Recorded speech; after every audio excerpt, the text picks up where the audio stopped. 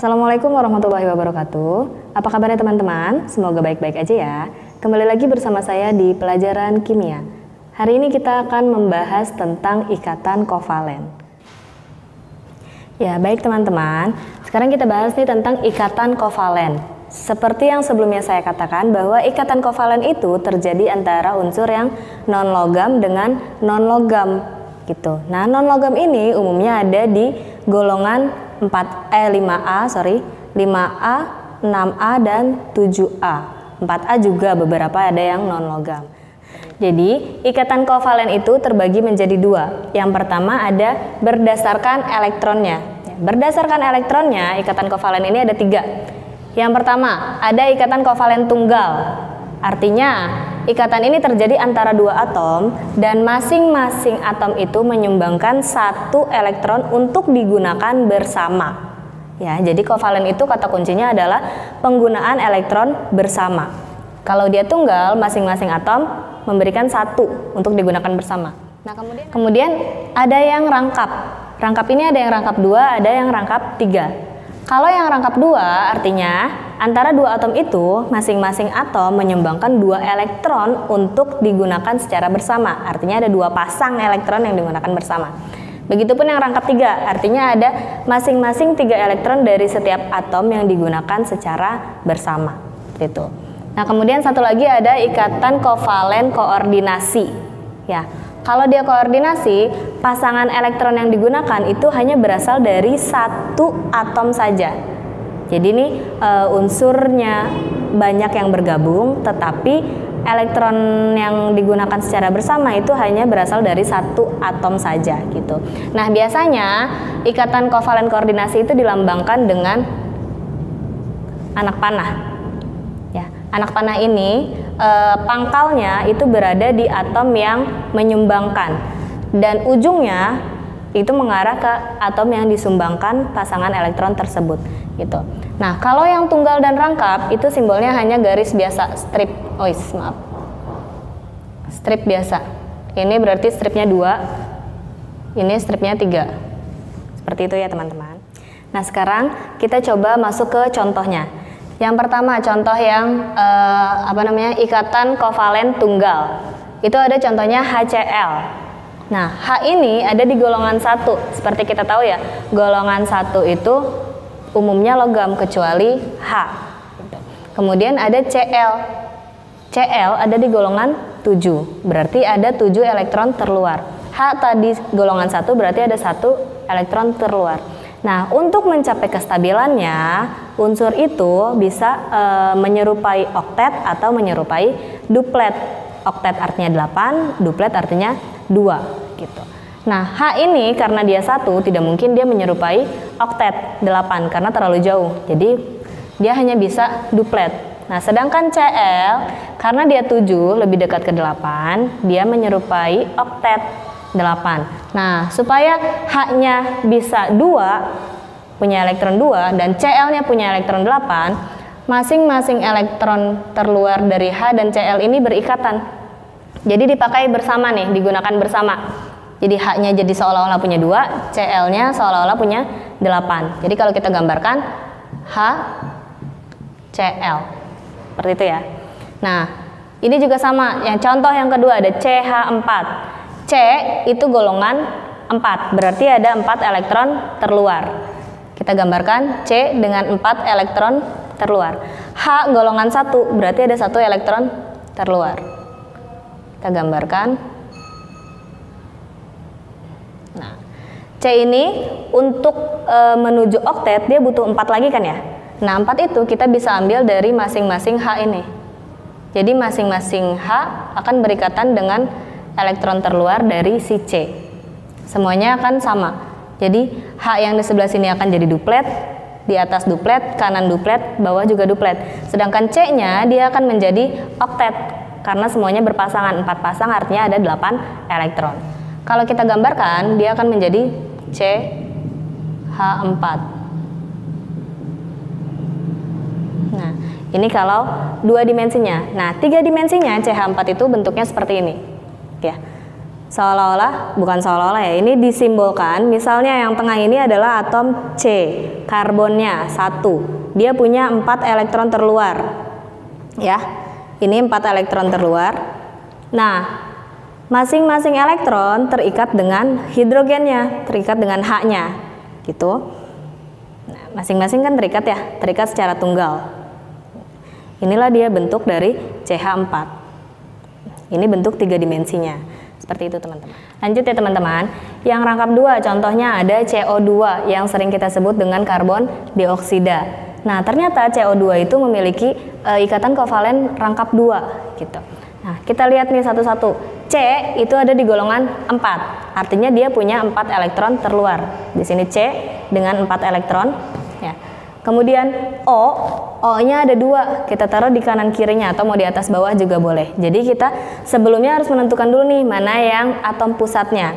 Atom pusat itu umumnya jumlahnya lebih sedikit daripada yang lainnya gitu. Karena di sini C-nya 1, O-nya 2, artinya C-nya sebagai atom pusat. Kita taruh C-nya di tengah. Kemudian O-nya di kanan kiri atau kalian mau taruh di atas bawah juga boleh. O itu golongan 6, artinya dia punya 6 elektron terluar. Nah, 6 elektron terluarnya ini 2 diantaranya tidak berpasangan. Jadi ini ada 2 yang tidak berpasangan. 4-nya berpasangan, jadi ada 2 pasang. Ini juga sama ya. Gitu. Nah, untuk mencapai kestabilannya berarti dia akan mengikuti 4 dengan 6 itu lebih dekat ke 8 kan ya. Berarti kita mengikuti aturan oktet 8. Nah, supaya jadi 8 ini kita gabung ya. O-nya tadinya 6 bergabung berarti nambah 2 kan. Nah, kemudian yang ini juga sama, ini kita gabung ya. Ini juga nambah 2 tambah 2. Jadi C-nya ada 4 pasang berarti ada 8. O-nya nambah lagi 2 berarti kan tetap jadinya 8 gitu ya. Nah, kalau kita rapikan lagi bentuknya akan menjadi rangkap 2 ya. Elektron yang bebas ini, yang tidak berikatan, itu boleh dituliskan, boleh juga tidak dituliskan. Tapi umumnya tidak dituliskan, jadi seperti ini. Gitu. Nah, contoh yang rangkap 3, itu ada senyawa N2. Nah, N2 ini ada 2 N, unsurnya sama-sama nitrogen. Nah, nitrogen itu ada di golongan 5, artinya dia punya 5 elektron bebas, 5 elektron valensi, 5 elektron terluar, gitu. Nah, untuk mencapai kestabilannya berarti dia akan menuju 8 ya, karena lebih dekat ke 8 gitu. Mencapai 8 berarti 5 ini butuh 3 lagi kan. Nah, 5 yang kanan juga butuh 3 lagi. Makanya kita gabungkan nih 3-3-nya. Digabung, ini digabung ya. Ini kan 5 ditambah 3 jadi 8 kan ya. N yang sebelah sini 5 tambah 3 juga jadi 8. Jadi digunakan secara bersama. Nah, kalau kita rapikan lagi bentuknya akan menjadi seperti ini. Nah, ini 2 dimensinya. Kalau yang 3 dimensinya ada bentuknya seperti ini. Nih. Jadi ini adalah ikatan rangkap 3. Kenapa ikatannya melengkung? Karena di rangkap 3 itu banyak tegangan-tegangannya, sehingga ikatannya pun beda dengan tadi yang rangkap 1. Yang rangkap 1 ini lurus. Jadi sudutnya pun berbeda. Selanjutnya, contoh dari ikatan kovalen koordinasi. Tadi salah satu cirinya koordinasi adalah adanya anak panah, itu yang menunjukkan kovalen koordinasi. Nah, contohnya ada di sini senyawa HNO2. Nah, yang pusatnya itu adalah atom N-nya, nitrogennya, karena H ini tidak mungkin menjadi pusat, dia cuma punya 1 elektron. O itu jumlahnya lebih banyak dari N, ya. Berarti yang menjadi pusat adalah N-nya, nitrogen. Kita letakkan N di tengah. N ini adalah golongan 5. Kalian bisa lihat di tabel periodiknya, dia golongan 5. Di golongan 5 berarti dia punya 5 elektron valensi. Ya, 3 diantaranya itu tidak berpasangan. Gitu. H cuma punya 1, O ada 6, O yang di sini juga 6 ya. Gitu. O yang di sebelah sini juga 6. Nah, untuk mencapai kestabilannya N ini butuh 3 lagi kan ya? 3-nya itu 1 bisa kita dapatkan dari sini. Jadi H-nya udah duplet, N-nya masih kurang. Nah, 2-nya bisa kita dapatkan dari O yang sebelahnya. Itu kan ya. Ini H-nya udah duplet, N-nya udah oktet, O yang sebelah kanannya sudah oktet, tinggal O yang atasnya nih. O yang atas dia masih 6. ya, sedangkan dia harus 8. Nah, N ini sudah 8 tapi masih punya 2 yang bebas. Ya, dia tidak berikatan. Yang tidak berikatan ini boleh digunakan bersama untuk O yang di atas gitu. Nah, kalau misalnya sudah seperti ini, kita rapikan lagi bentuknya. Tulis N-nya di tengah, kemudian H, O yang di kanan itu kan ada 2 yang saling mengikat ya, berarti dia rangkap 2 gitu. Kemudian ini yang koordinasi, ada 2 elektron yang digunakan bersama. Ini 2 elektron, tapi 2 elektron ini kita sebut satu pasang elektron. Jadi yang kita tulis panahnya cuma 1 aja karena hitungannya pasangan gitu. Di sini O ya. Boleh dituliskan elektron-elektron yang tidak digunakan, maksudnya yang bebas, boleh juga tidak. Jadi seperti ini sudah cukup. Nah, di senyawa ini ternyata bukan cuma ada ikatan kovalen koordinasi, tapi juga ada ikatan kovalen tunggal dan ikatan kovalen rangkap 2. Seperti itu ya teman-teman. Selanjutnya kita akan bahas ikatan kovalen berdasarkan kepolarannya. Ini terbagi lagi menjadi 2. Yang pertama ada ikatan kovalen polar dan yang kedua ada ikatan kovalen non-polar. Nah, ciri-cirinya itu bertolak belakang. Ikatan kovalen polar, dia memiliki pasangan elektron bebas atau disingkat dengan PeB. PeB di atom pusat ya. Gitu. Contohnya ada senyawa HCl. Kalau kita bentuk, H itu kan golongan 1.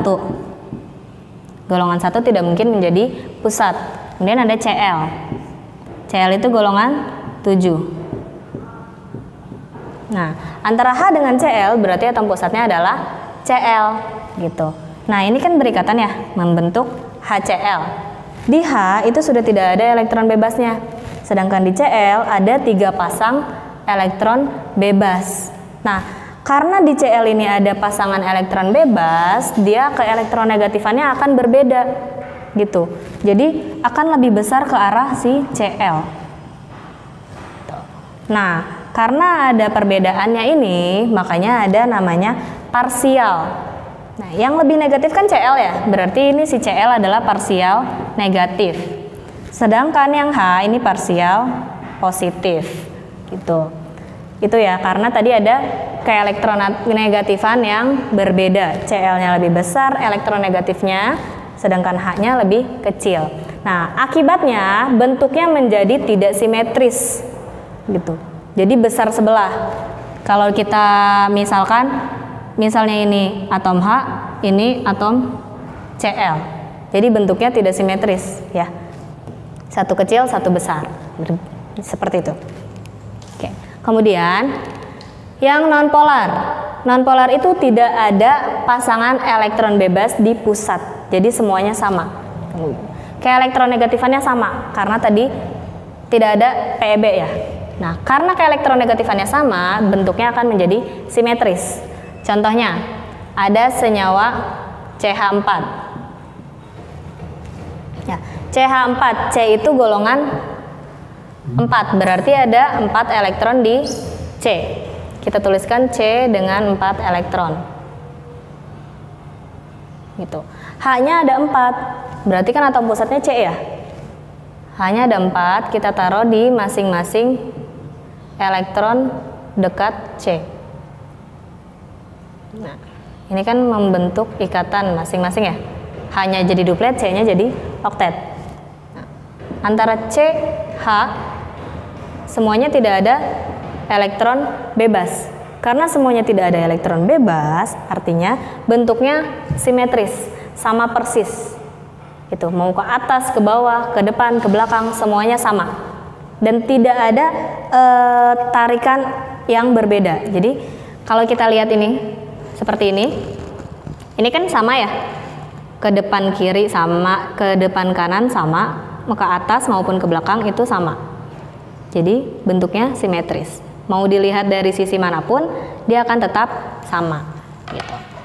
Nah, yang terakhir itu ada 2 atom yang sejenis. Jadi kalau misalnya di nonpolar, ikatan kovalen yang nonpolar itu ada yang 2 atom sejenis. Misalnya ada H2. H2. H2 ini udah pasti ikatannya kepolarannya adalah nonpolar.